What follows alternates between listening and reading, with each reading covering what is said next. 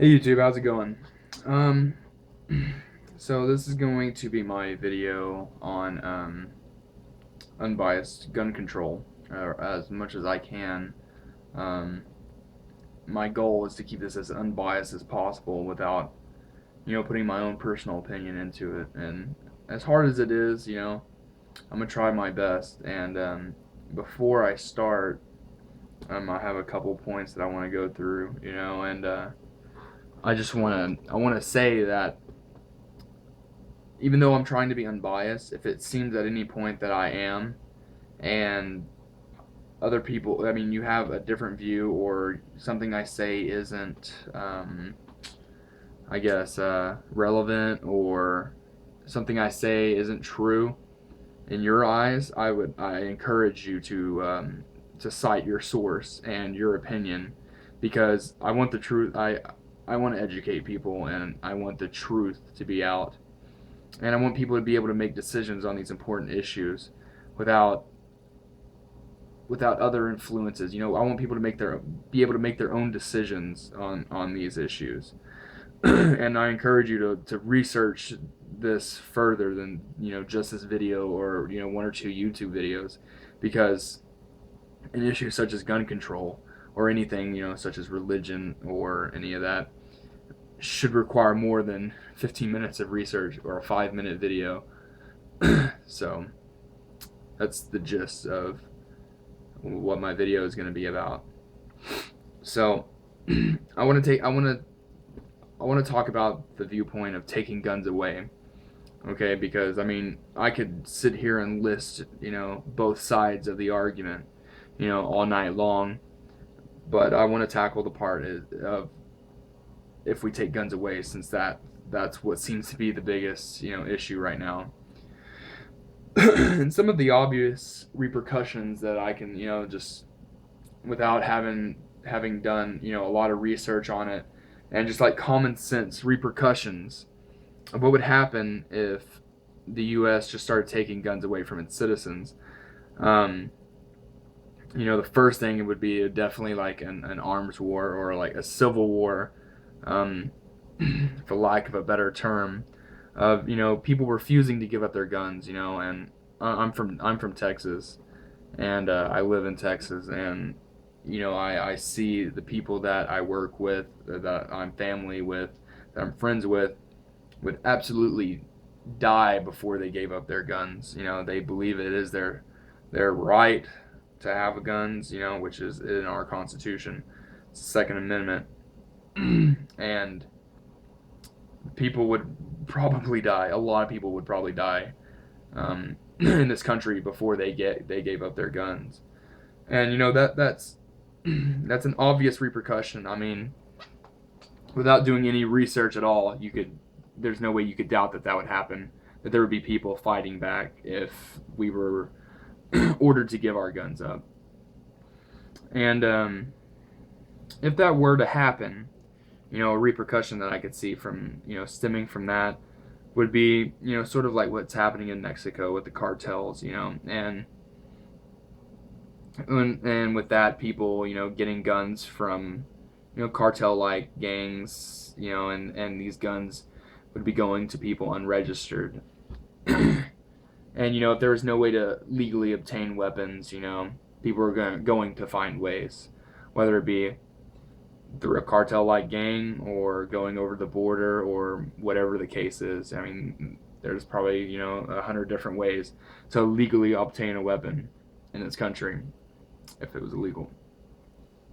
So I could just see like a bunch of gangs, like the cartels, supplying guns to unregistered people, and that would just lead to a lot of bad things.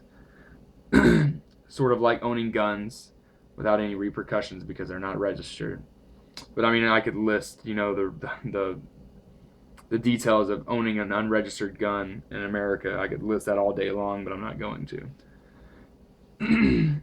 um, some of the common solutions that I've been seeing with stricter gun laws, and I see a lot of people arguing um, against stricter gun laws because they don't want their guns hard to get. They feel like it's It's our God-given right. It's our Second Amendment. We shouldn't have to jump through hoops for our Second Amendment right. And as a father, I have two boys that are under 4 years old. I personally would jump through every single hoop in the world, to keep my children safe.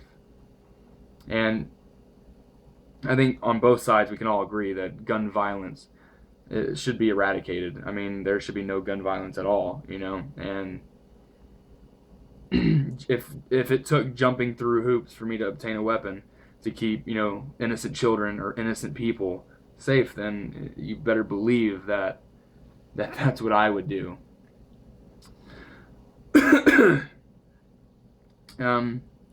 And then on the other side of the fence, you see people, their common solution to this problem is more guns.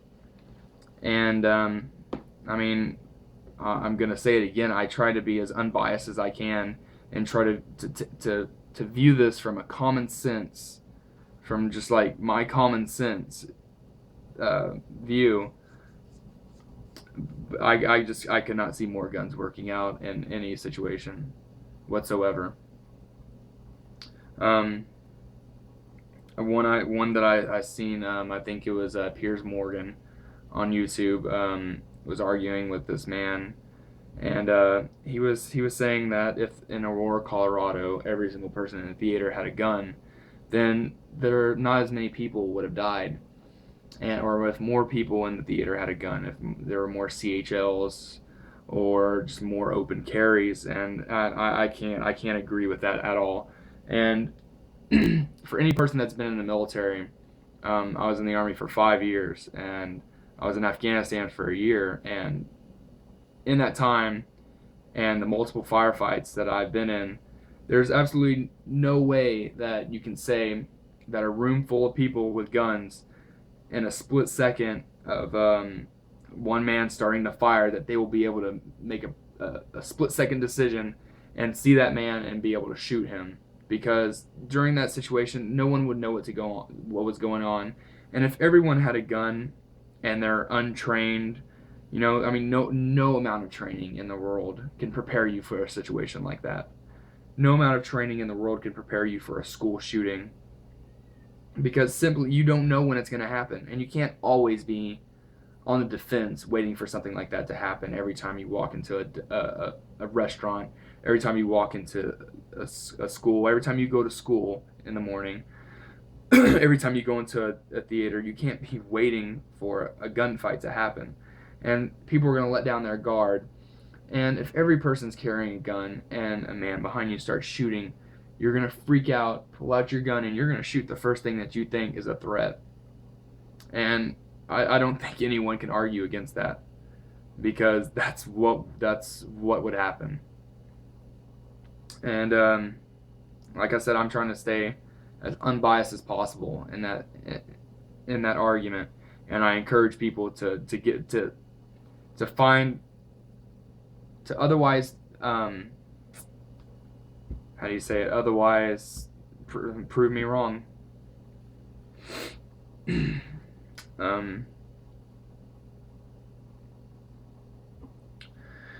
Some solutions that I would think, not really from people, but I mean, removing all guns from America, which is impossible, will never happen. That's very unrealistic. I mean, that would that would remove all gun violence, obviously, if all the guns were removed. But like I said, it's impossible and unrealistic. So it's not even worth going over, because guns will always be here. Whether or not we like it, whether or not people want to acknowledge it, guns will always be here.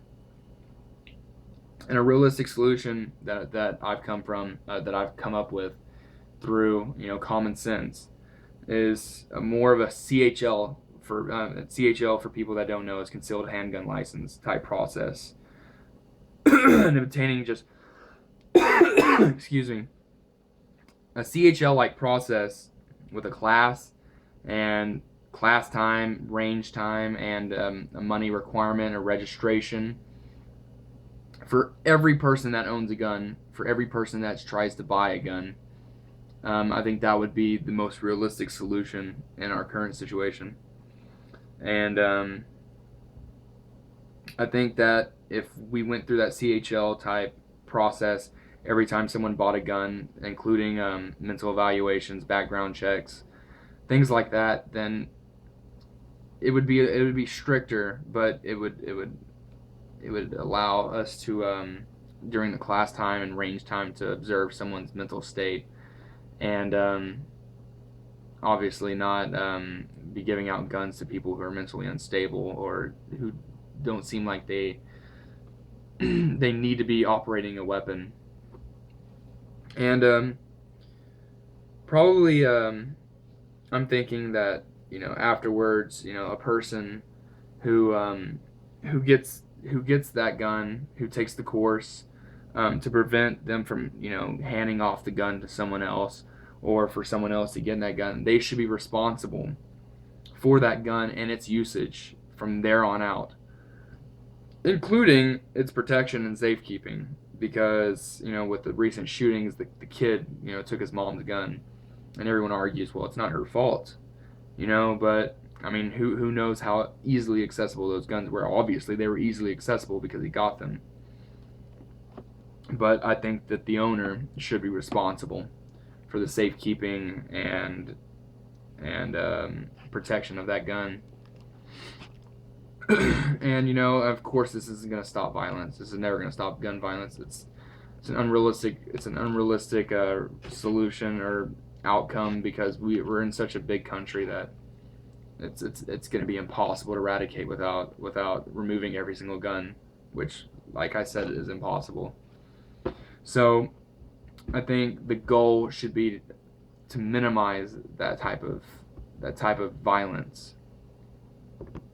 And from my common sense, I think that's the most realistic solution. So, like I said, I encourage people to debate me and to offer a different point of view on this, because I want people to be more educated on this. I'm tired of seeing people make their decisions off of 5-minute videos from CNN or Fox or whatever whatever their preferred news station is, or off other people's posts, viral social media. And I don't think we should be making decisions based on that. It's just ridiculous. So I encourage you to find sources that support your opinions and show them, because that's how we get the truth out, and that's how we get the best solutions. Thank you.